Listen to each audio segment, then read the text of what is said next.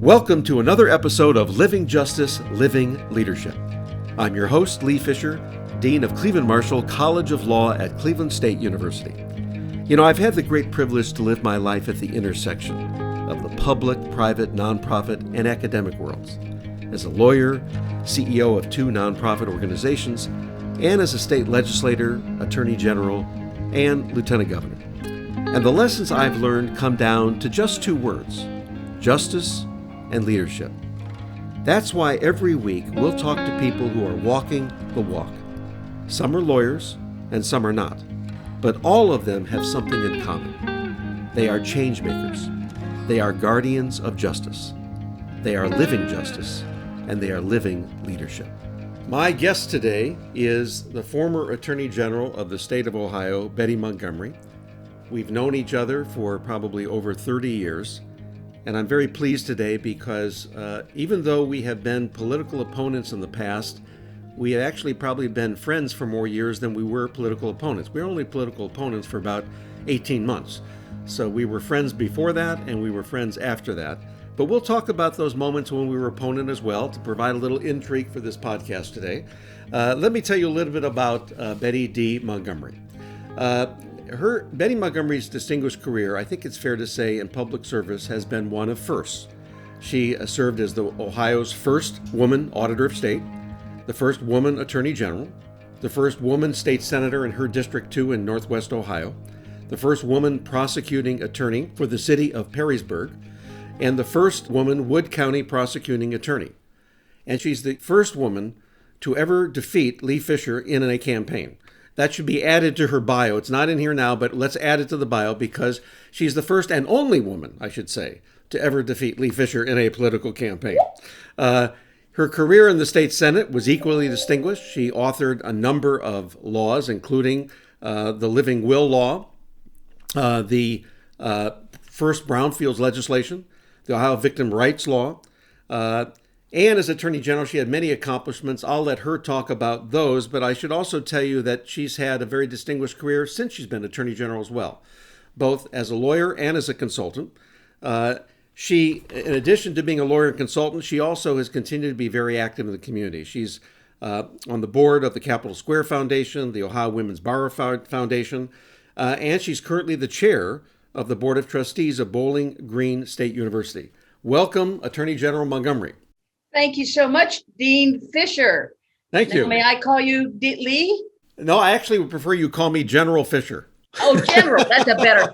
That is absolutely the coolest title. You're right. It's the best title I ever had, and I always joke, Betty, that you and I belong to this organization called Society of Attorney Generals Emeritus, and the only reason either of us go is that everybody calls each other General. And it's the only place that anybody ever calls me General, right? Nowhere. That's true. That's true. Right. But yes, you can call me Lee during this conversation. Absolutely. By the way, we were never even opponents. We were political opponents, but we were always friends. That's a good point. Although I'm sure there were moments neither of us quite felt that way. History has a way of making it feel like we were friends, but I'm around the edges. Yeah. Even though I don't remember a lot of that, I'm sure that there were moments that you didn't like me and I didn't like you, but it was temporary.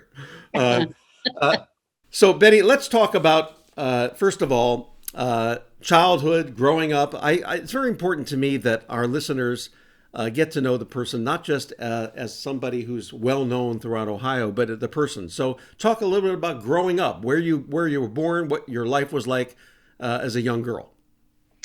I grew up in Fremont, Ohio, and I'm a twin, and I had 2 older brothers, which I think. By the way, that explains why it seemed like you were everywhere in Ohio when I was running against you.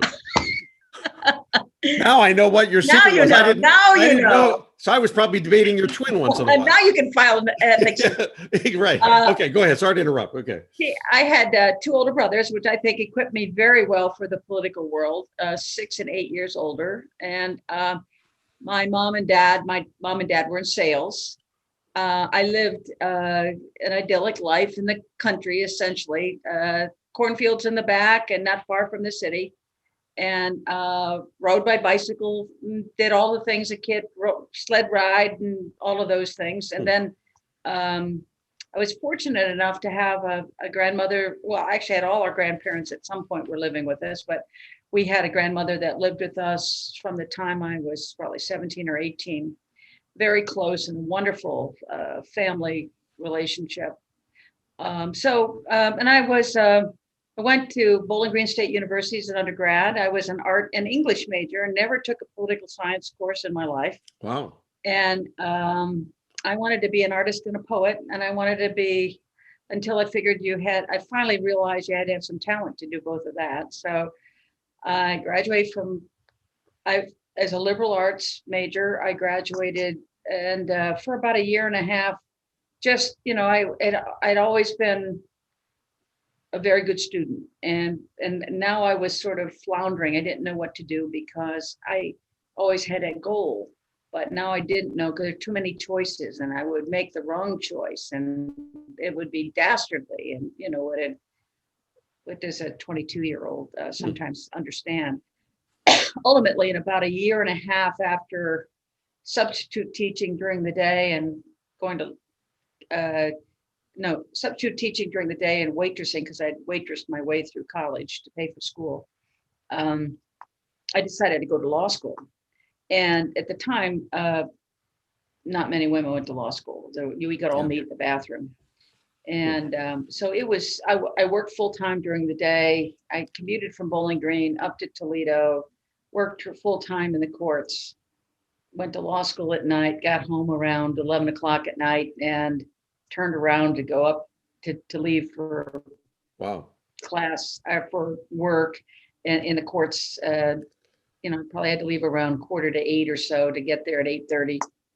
So it was very long 4 years, graduated from there. And by the time I had gone through law school, I finally figured out near the end that I wanted to be a prosecutor.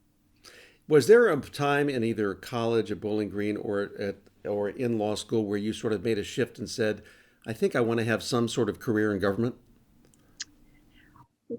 Lee, I know you'll find this odd, but I can remember I can remember, and I couldn't have been more than 7 or 8. I think it was in first or second grade.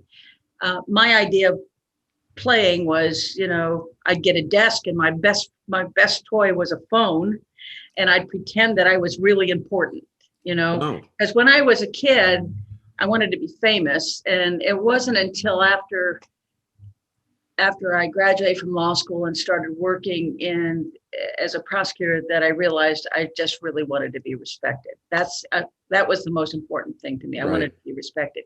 And I knew even at 7 or 8 that I wasn't, because it's hard for many of your listeners, it probably would be hard for them to know that when I was growing up, women could be a teacher or a secretary or a nurse, but there weren't a lot of opportunities. But I was fortunate in that I was raised by a family of strong women and wonderful men who said, you could be anything you want to be. In fact, you should be anything you want to be.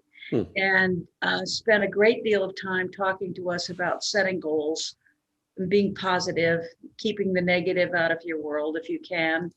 And as a result, even as a child, I probably 7 or 8 knew that I was going to get a doctorate in something, that I wasn't going to do a nurse. Again, nothing wrong with that, but I knew that I was going to have an atypical job. And I knew I wanted to be where I could make a difference. And I know that sounds so trite, but that's what I wanted. And I think, Lee, that's exactly where you were. You want to make a difference and solve problems and help people. And that's where I was. And I know when I graduated from law school, I said, I want to be a prosecutor. I don't want to have somebody come to me with a problem and me say, I'll help you if you pay me. I didn't want to have to do that. I wanted, if you have a problem, let me see if I can help you. What did you do between the time that you graduated from law school and ran for prosecutor? Well, that was about 3 years. I was an assistant prosecutor. The only job I could get, women lawyers generally, if they were working in a prosecutor's office, because there weren't that many of us, usually got child support, or juvenile Okay. juvenile cases, juvenile law. And I didn't want to do either one of those. I wanted to be a real prosecutor. But the job that opened after my inquiries regularly was a juvenile prosecutor position. And I took it because I knew it was a side door entrance, but it still was an entrance and I would get experience. And in fact, I did that for about a year and a half. And then I was a city prosecutor for the city of Perrysburg for about a year and a half. And then I ran for the county prosecutor that I had been working for, decided not to run. And you can recognize this, decided not to run on a Friday before the Tuesday filing Oh my deadline, God.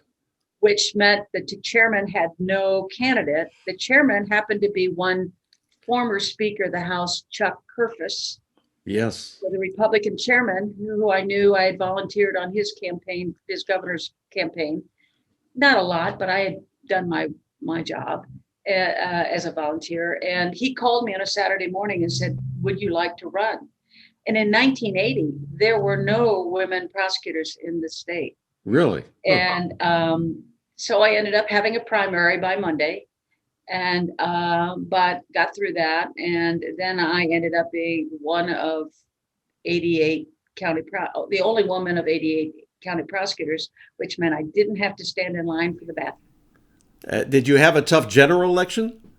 Yes, I was up against, I forgot to say, when that prosecutor gave notice, Yes. the moment that he said, "I'm not running," his brother-in-law, a Democrat, son of a judge, who happened to be a prosecutor in his office and a Democrat, I was a Republican, filed. So what he did was he waited till the last minute to allow his brother-in-law to have and he had exactly the same resume I did.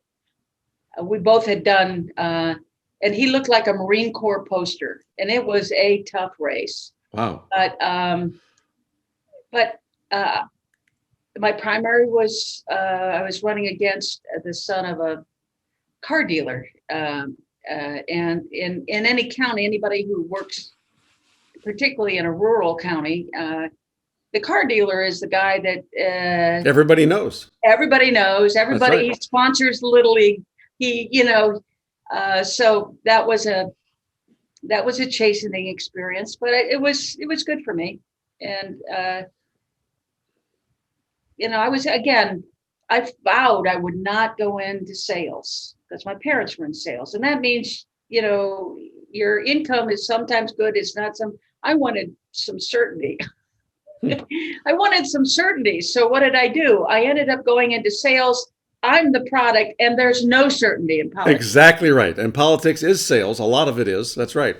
So 10 years later, when I left the Wood County Prosecutor's Office, I ran unopposed my reelect. And then I was running on my third term unopposed when the Senate president, who you knew, Paul Gilmore, decided Yes. again at the last moment, because the congressman waited to the last moment to notify everybody he was retiring so his son could become congressman, slip in there.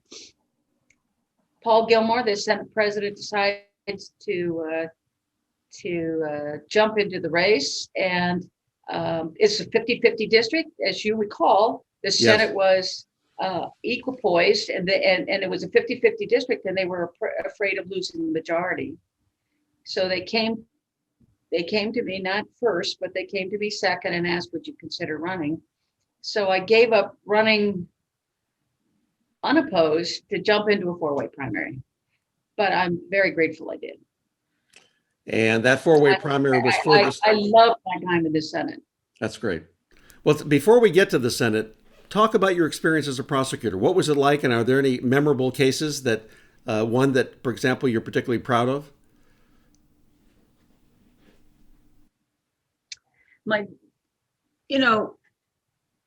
Lee, when I first went in, I was confronted with, I walked into 5 murder cases pending. Now in Wood County, that was really unusual. Now that was related, it was 5 defendants, 1 murder, but we had to try the case 5 times. And I can remember thinking, if I don't win this case, they'll never elect a woman as a prosecutor again. That's how I felt. Now, that's silly thinking, but I was feeling as if I had to. I'm I not sure that had, was so silly. I understand why you felt that pressure, because there were a lot of yeah, people who didn't understand that a woman could do the job just as well, if not better, than a man. So you had to prove something. yeah. So I very early on, I had decided when I was trying cases that I wasn't the star. The star was the witness, and the witness on the witness stand. So I was careful not to try to be, dramatic, and I just tried to be workmanlike and present it that way. And my major cases, most of them were what I'm most proud of, as you will ruefully remember, I think, is that because I had been juvenile prosecutor, when I walked out of that office to become a state senator, because I was county prosecutor, when I walked out of that office to be a state senator, I remember when I was turning out the light, I was the only one in the office. It was my last day. And I remember thinking, sometimes the good Lord gives you what you need, not what you want.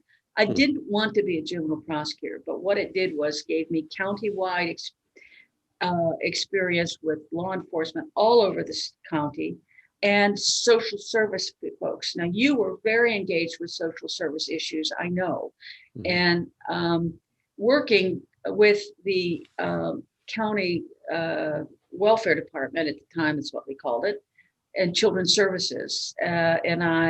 The moment that I did a lot of child sexual abuse cases when I was juvenile prosecutor, and they were just beginning to emerge as people realizing that this happened and it was an issue.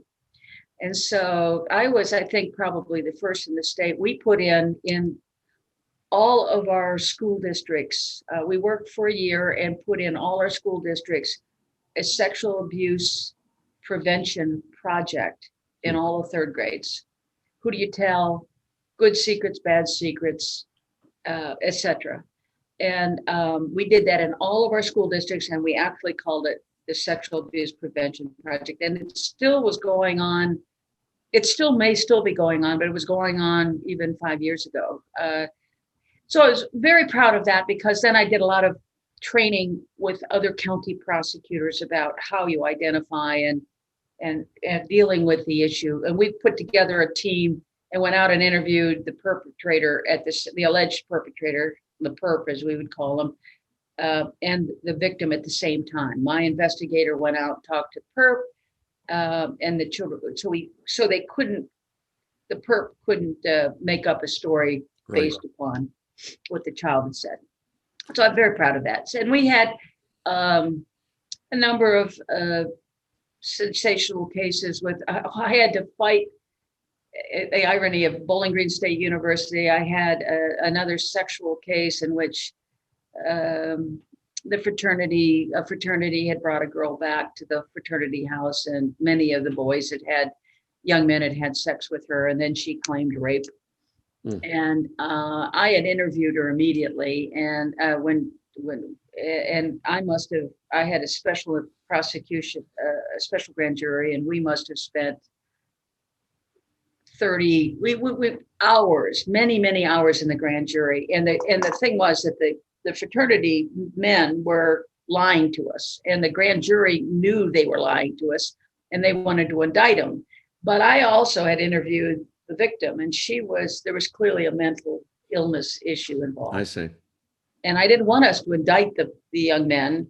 They were morally reprehensible. They had gone down and they had found somebody who was, as one of the grand jurors called her, she was a crimeless victim. They went out, found her at 2:00 in the morning, brought her back. She agreed to have sex with one of the young men, and then all of them came into the room, and they wanted to indict. And I finally had to say to my investigator, and I was working with defense counsel at the time, the young men were looking at me, and I'm a woman, and, I'm out to get them. And frankly, I would have loved to have been out to get them, but this was not what my job was. And right. Legally they weren't. So in that case, I had to work with defense counsel to say, you have to tell these young men if they don't tell the truth, they are going to get indicted. And I sent my prosecutor, my investigator in, and I said, will you speak to them in a language they'll understand? I can't use that language. I won't use that language, but why don't you use that language and let them know who I am and what's going to happen to them in whatever language you think they will understand. And so they finally came clean, and I was proud of that case because we then took her, had her at the mental health facility right away. We took her for counseling right away, and I got pummeled by the campus press and that, but it was the right thing to do. Right. I never disclosed that she finally, I sat down with her then, and then I pushed her, and she acknowledged that this was not the first time this has happened. And yeah, she really didn't want to have sex with everyone, but they had sort of convinced her to do it. So right. I was really proud of that. That's a difficult case to have to handle, but I would agree. I think you handled it very well. And those are the kinds of cases that county prosecutors have to deal with.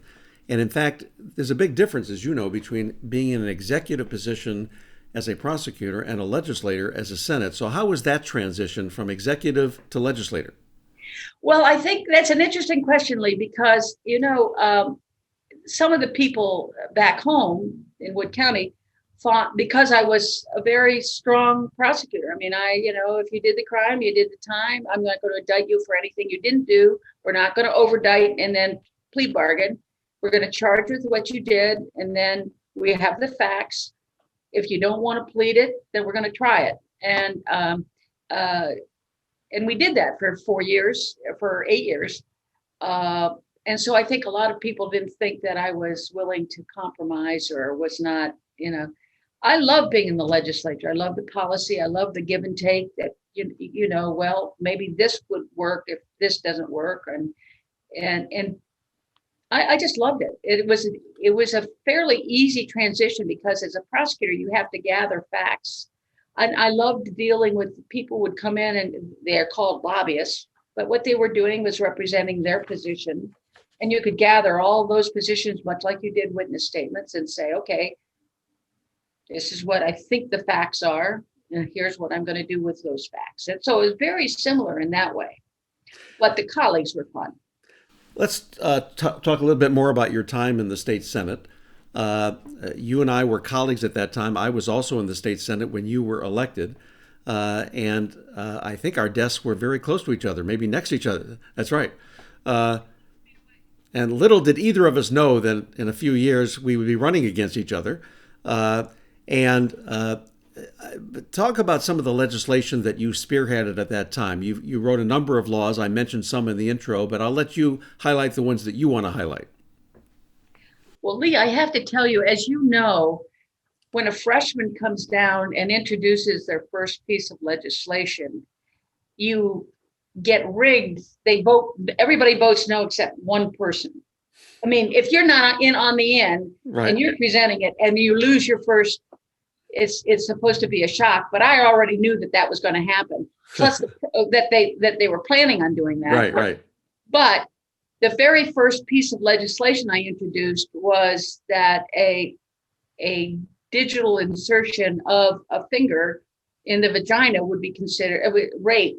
I mean, it was a very particularized, sort of squeamish thing to have to talk about. Yeah. On the floor of the Senate. So they didn't harass me. You guys didn't harass me because they just, it was sort of it was writing a legislative hole that needed to be, there's a piece of legislation that needed to fill in. Right. And we took care of that. So I was really proud of the living will law. And it took me 17 or 18 full redrafts of that. And I subcommitteed that myself with just me listening to anybody who came in. We would have regular meetings on this and over the course of months. And, a lot of people would come in. There's a lot of push the governor's chief of staff was pro-life and felt that this was an anti-pro-life law proposal, Paul Missid. And so I was getting a lot of stuff thrown at me. But, I unlike a lot of the legislators, I said, look, if you've got a good amendment, I don't care if you don't support the bill.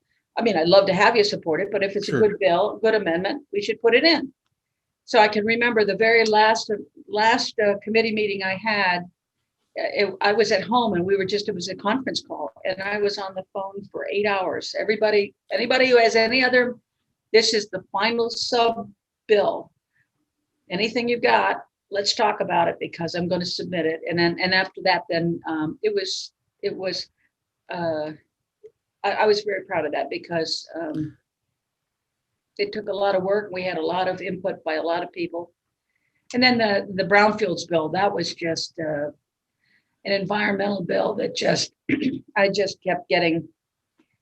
It was a tough bill. And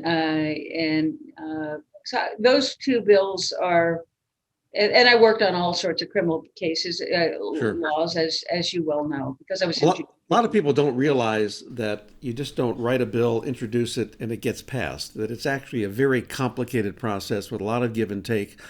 Almost inevitably, there are people who either outright oppose it or want to change it very significantly.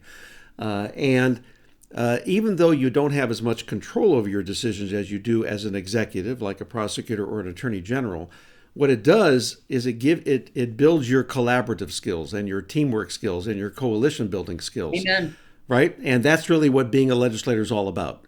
Amen. And at the time, unlike now, it appears, at the time, as you know, in the Senate, it was, you have to get 17 votes. And except for a handful of bills that are numbered 1 through 10, maybe Senate Bill 1, 2, 3, 4, 5, the rest of them, it's all, if you can get the votes, the bill will pass. And it doesn't matter whether it's Republican or Democrat votes. Just get 17 out of the 33 and you've got a bill that passes the Senate.